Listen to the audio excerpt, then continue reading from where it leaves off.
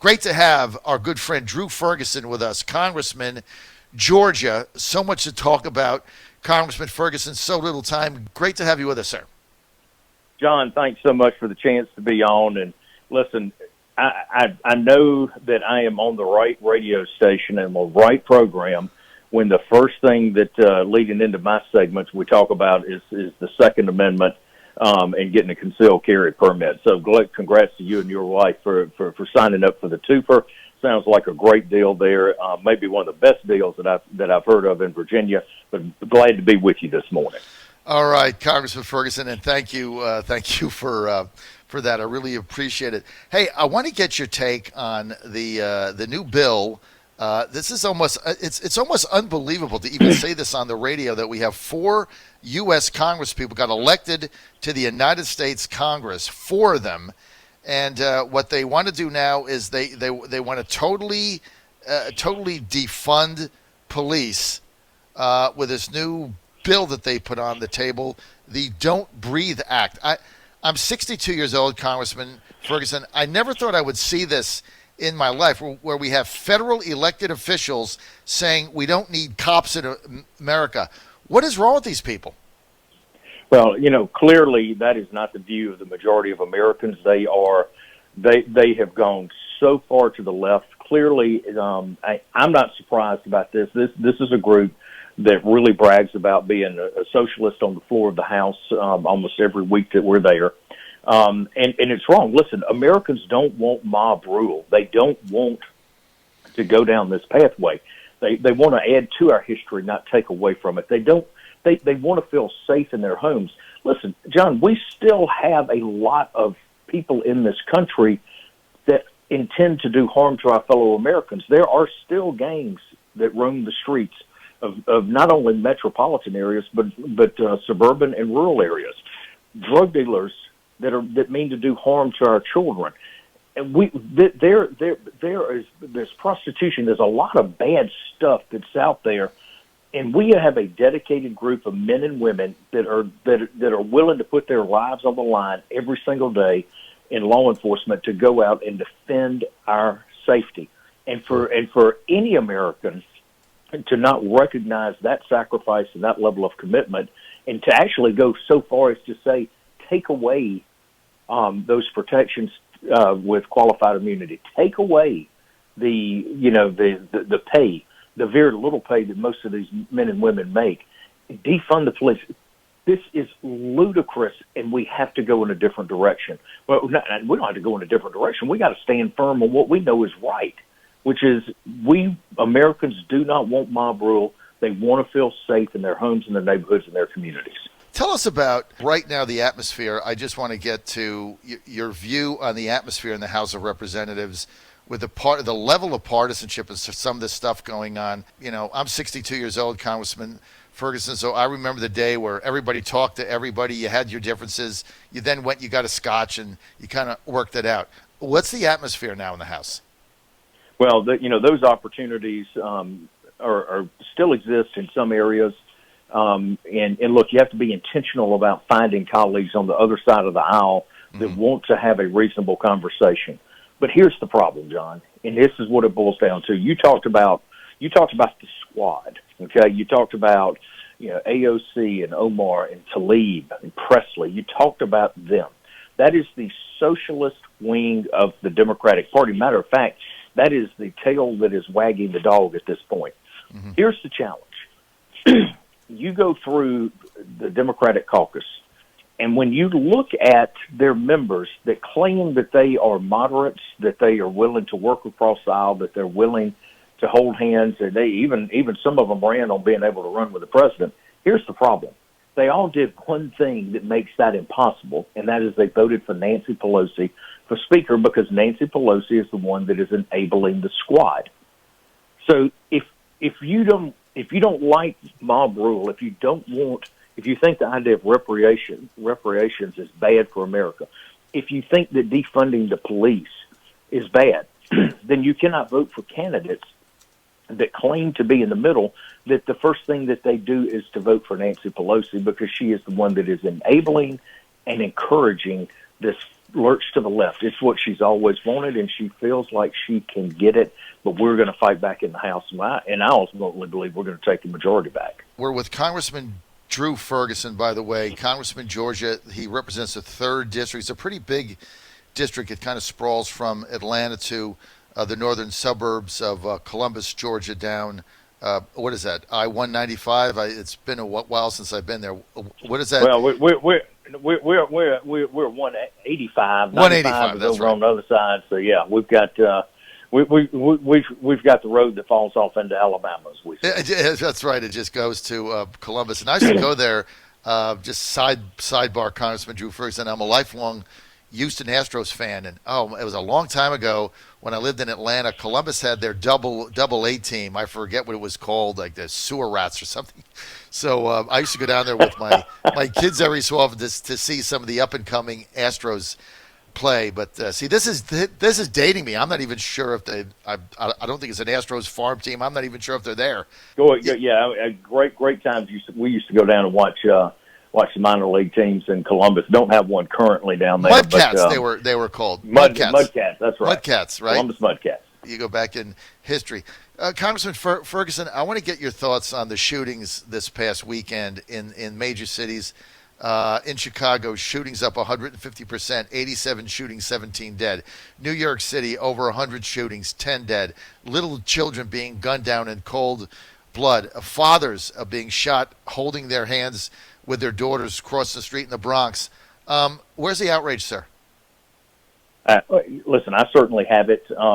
You mentioned some terrible tragedies. Let's just talk about the one. Let's bring up one that's in my home state of Georgia. 8-year-old girl in the car with her family is gunned down and murdered. And in Atlanta, right? In Atlanta. Again, this is what happens when you get a violent mob that takes over, that allows criminal activity. And listen, it is an epidemic. The shootings, and it has nothing to do with permitting or owning guns. These are lawless individuals that are breaking the law, that would break all laws to be able to defend their turf, to be able to do whatever they think that they can. And it is out. There are more people that are being murdered today, or that were murdered over this weekend than is possibly imaginable. And again, like you said, there is no outrage. We hear quiet about it. But these are not police officers, excuse me, that are doing this, and that's where the protests are focused right now. These are members of a community shooting other members of their community. And that is just horrific. And listen, that's a perfect example. It doesn't matter if you're white. It doesn't matter if you're black, Latino, Asian, right. Whatever your background is. Americans all sit around the same dinner table at night. They talk about the same things. It's safety and security for their families and their homes. It's about a job. It's about making sure their children are educated. And most people want the freedom to be who they want to be in this great American country. And the socialist Democrats are robbing that at every single step of the way, particularly on that most important thing that every parent wants for their child, which is their safety and security. And when you have mob rule, and when you have elected leaders at the local level that turn their backs on law enforcement, this is the tragedy that happens, and it must stop. Congressman, what did you think of Mayor Bottoms, the mayor of Atlanta, Mayor Bottoms? What did you think of her plea on Sunday, asking, just demanding that this stop? I mean, she's not exactly been supporting the cops there, as you know, but now she's outraged by the shooting, especially this child in the car, 8 years old, little girl shot dead. It's just horrific, and she made like a personal plea for this to stop. Is that going to work? I mean, is she accountable at all for any of this stuff that's happening? John, let me ask you something. When have you ever seen that asking a criminal to pretty please not commit a criminal act, when have you ever seen that work? It never has, okay? These are people that, folks that are going out in these gangs, that are selling drugs, that are defending turf, that are out there in the middle of a turf war, in many cases. These folks, they don't have morals. They don't respond to niceties. Okay, that is the reason that we have laws and we have mechanisms to enforce these laws. To go out and say, "Pretty please stop shooting," or "I'm gonna demand that you stop with your illegal activities, your criminal enterprises, and that you quit defending your turf." Well, let me tell you what, that is just absolutely great that she recognizes that there's a need for it to stop, but you're not backing up the men and women that are required and needed to do just that. Right. So yeah, clearly it falls on these big city mayors, on these blue state governors. I mean, these folks that are, this has moved from a conversation about, how America feels about race, feels about our police departments, and it's become clouded in the sense that people are making a false choice here. Either you can be for the police or you're no. You can do all of this, but the one thing that you have to do is that you have to make sure that the mob doesn't rule, that the mob is not in control. You have to make sure that people feel safe in their in their homes. Clearly, Mayor Bottoms has failed at that. Well, and then, like you said, her level of accountability is asking the criminals to play nice. I just found it I saw that and I said to myself, is she surprised at this? Was she shocked at it? Was she dismayed? Why doesn't she take, I mean, you take actions that contribute to this and then you're shocked at the consequences of the action that you've taken. I just, for the life of me, I couldn't figure that out. John Fredericks Radio Network, we're live with Congressman Drew Ferguson, Republican representing the 3rd District, Georgia. That's the Atlanta suburb stretching down to Columbus, pretty big district there. Congressman, let's get to opening up schools. Yesterday, the president at the White House having kind of a summit, and a lot of us upset that schools are not being opened. I believe that it's completely now political. You open up schools, you get back to school spending, it helps the economy. You open up the schools, puts kids in a better mood. And parents, you open up the schools, parents can get back to work. If you don't open up the schools, all the opposite happens. Plus, there's no high school football, which, as you know, in rural Georgia, I was there for, I moved to Georgia in 1980, moved out in 2010. I was there for 30 years, right? High school football in rural Georgia, sir, is huge. Now you're going to take that away. People become depressed. What's the deal here? Look, I can tell you as a parent, I'm like most other American parents and most other American families. We talk about education in this country like it's a religion. We do in the state of Georgia, and we fund it. We talk about it as the most important thing for young people, okay? And what we're finding is we just wiped half a year's worth of education off the books, and now we're talking about wiping another year's of education off of the book. And here's the thing. You can't do online learning like this, particularly in my district, where a big chunk of my district doesn't have access to broadband. Forget broadband, but a lot of folks in my district don't have access to a cell phone. Okay? So we're creating a tremendous amount of inequity. And by the way, I don't know if you saw the piece, I think it was from Washington State, about how they are going to prioritize admitting students into school based off of their economic backgrounds and among other things, race. Blatantly unconstitutional. But the state of Washington put that document out. I saw a blip on that yesterday. But you're right. Kids have got to go back to school. Number one, we expect and we want our kids to learn. That's vitally important. But look, the family dynamic. Children need to socialize. They need to get out of the house. I'm father of 4 children. Being in a house with 4 teenagers, that is not the easiest thing in the world to do. And look, most parents are not professional educators, and I think we're failing that generation. It's over what? It's something that we're asking. We're saying that some areas of the economy can open, but something that we claim to be so vitally important can't. I stand firm. I think we need to reopen the schools. I think that it needs to happen.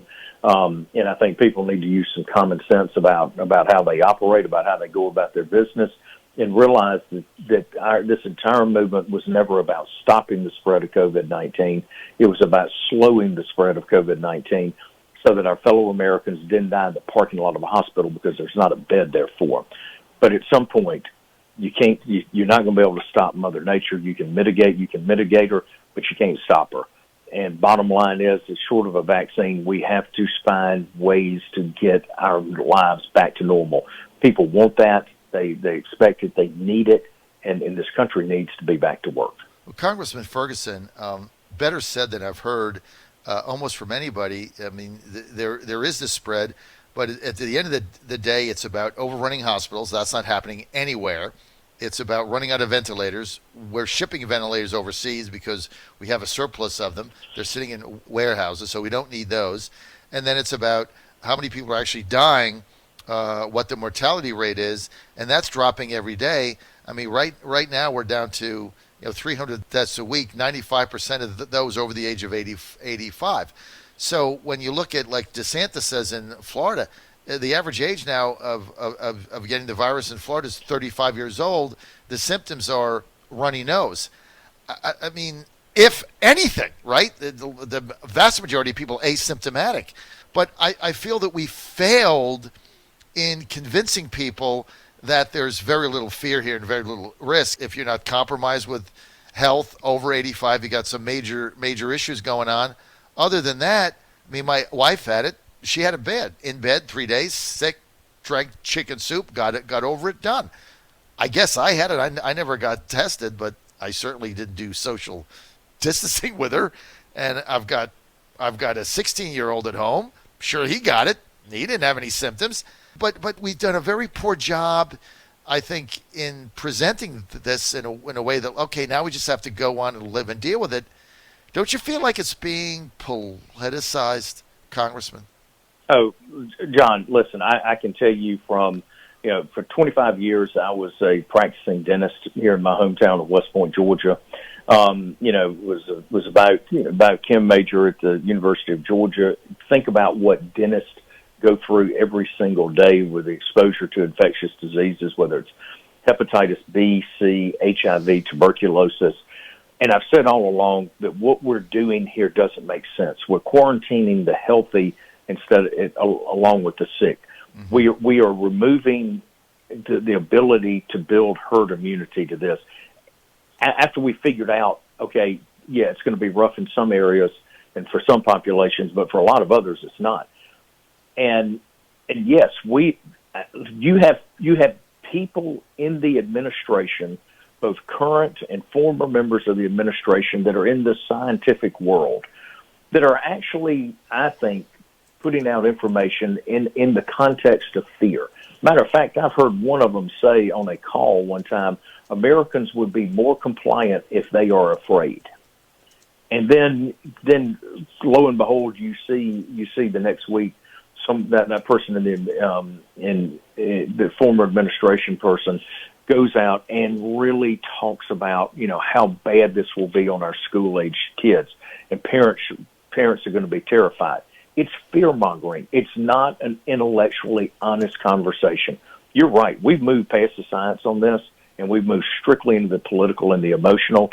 And I'll tell you, if you look at what's happening with our economy in those areas where it's reopening, great things are happening, just like here in my home state of Georgia. And I think we're moving in the right direction. Look at what's happening today at the White House. By the way, the president of Mexico will go to the White House today. We've entered into force with the U.S.-Mexico-Canada trade agreement, the single best, most amazing trade agreement in the history of this country, and that's not getting. And that's that is a generational win for America, and that's not getting the kind of coverage that it should. So Well, yeah, because it's- of course, it's not getting the coverage, past. Congressman Ferguson, because it creates jobs, and the NAFTA people like me that railed against it back in the I think there were three Republicans in 91 and to 93 that didn't want NAFTA. Me, Pat Buchanan, and Donald Trump, and that was it. I mean, everybody else was Gingrich, all jumping on the bandwagon. It killed all those jobs. Manufacturing gone. Windows boarded up. Now we're bringing jobs. Of course, they're not going to talk about that. The fake news doesn't want to talk about that. Unbelievable. I mean, you absolutely nailed it. All right, I got to go. I got what? But one more question. You're in Georgia. Who's going to win the primary, the jungle primary, I guess, Loeffler or Collins?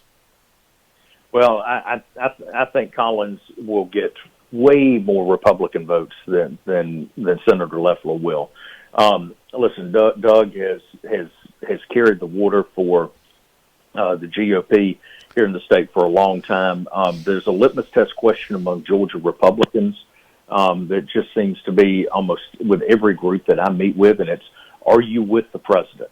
All of the other things that we like to talk about, you've got to get past that first litmus test question of, are you with the president? And in the state of Georgia, there's no one more with the president than Doug Collins. And all you have to do is look to his work on impeachment, defending the president against a really, truly unfair partisan impeachment process that should have never taken place. With that being said, we're going to be in a battle. Make no mistake, it is a jungle primary. Republicans and Democrats are running together. Senator David Perdue is going to be in a tight race down here. The president's going to be in a tight race in Georgia. But here's the thing: if we lose a couple of Senate seats around the country, the balance of power in the U.S. Senate could come down to the runoff from that special election in November, which will be that first Tuesday or second Tuesday in January. So think about what could happen there if the balance of power came down to that particular seat. That would and be, man, that's going to be a tall order. But I'll tell you, I think that runoff comes down to Doug Collins and probably Ralph Warnock on the Democratic side. So I think that's what we potentially could be looking at there. Look, I think Collins is going to win, especially with some of the issues with the stock trade has gone on with Kelly. Nice lady, but Collins has got a lot. Collins has got a lot of enthusiasm behind him, including me. So I think I think he is going to win that race. And you know what it reminds me of? I got to get the date straight. I'm going to say 2008 Chambliss runoff with little Jimmy Martin. And although it wasn't for the balance of power, it was to stop the Democrats from getting, think about this, from them getting 60 seats. Remember that? Where they had a filibuster-proof Senate. It's hard to imagine that long ago, just 2008. So Chambliss was in a runoff with Jimmy Martin, and had Martin won, the Democrats would have had a filibuster-proof majority in the Senate, and Chambliss crushed him. So I kind of remember that. Oh, I also remember Paul Coverdale winning a special way back when. How do I remember all these things, Drew? I have no earthly idea. Hey, great things happen in Georgia, and you happen to be around with during some great times for our state. And I mean, look, those were all really big, important races. So good. You were in a great state and a good time, and those good memories stick with you. Congressman Drew Ferguson, 3rd District, Republican, Georgia, Atlanta to Columbus.